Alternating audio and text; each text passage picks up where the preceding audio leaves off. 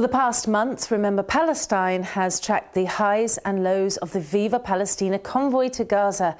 Well, it finally reached its destination, and our own Hassan Al-Khatib was there to cover the joy and relief of those devoted volunteers challenging the Israeli siege of Gaza.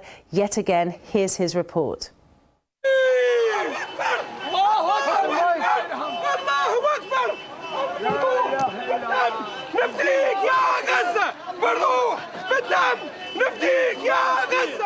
The cries of hope and happiness could be heard as the 5th Viva Palestina aid convoy reaches Gaza.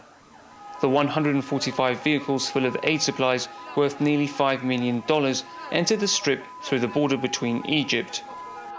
Back in Gaza, the third time that this flag is now flowing in occupied Palestine, and Gaza should be free. Free Gaza. Convoy members, most of whom have never set foot in Gaza, received a warm welcome from the local residents. They were all overwhelmed by the emotional experience of accomplishing such a difficult mission. Once it seemed so distant, but now we're here.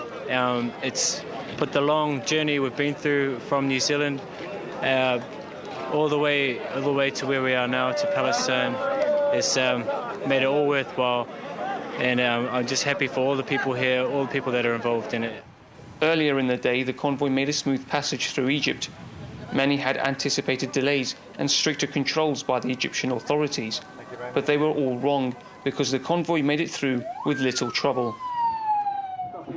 The enormous show of solidarity and support has lifted the spirits and morale of Palestinians. They are once again happy to see that the international community hasn't forgotten them. The Viva Palestina 5 mission has been accomplished. A truly international effort has succeeded in breaking the siege, and despite the difficulties and dangers along the journey. This is Hassan Al-Khatib reporting for Remember Palestine, Gaza. Do you know, I'm so glad they got there, and I'm so jealous that they got there, and I'm not there. Well, this week's RP's Amin Al-Khatib talked to the renowned historian Professor Ilan Pappé about his new book on the famous Palestinian family, the Al-Husseinis. This is what Ilan Pappé had to say.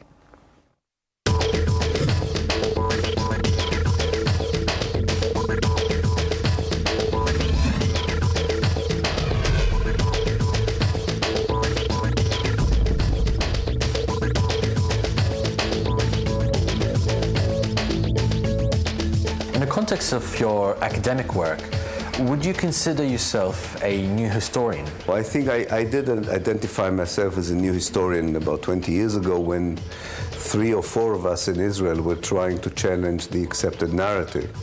I think now I would identify myself more as a committed historian, an anti-Zionist historian, rather than play with the adjective new and old. In your book, you cover the history of a family, Al-Husseini family. Why did you pick this specific family?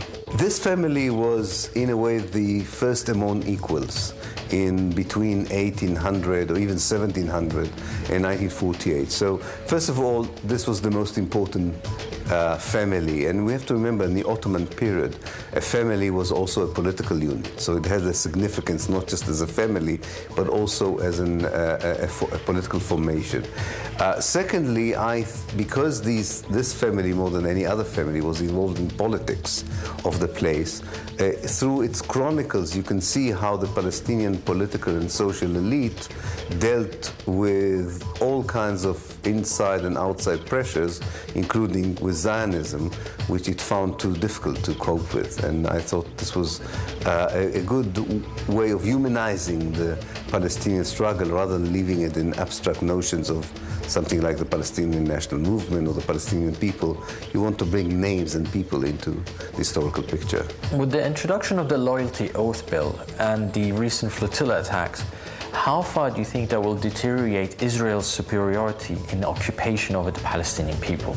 I think the Israeli strength is based on 2 pillars. One is military, political and economic might, which has still not been undermined, I think, which is still very solid. And the other pillar is a moral support, legitimacy, and that has been eroded by events like the ones you have mentioned and by other developments. And I think that for many Israelis, it would be impossible just to rely on the first pillar, just on strength. So I think in the long run, but it won't happen immediately, in the long run, this kind of international reaction to Israel's impunity could trigger a dramatic change in the relationship between Israel and the Middle East.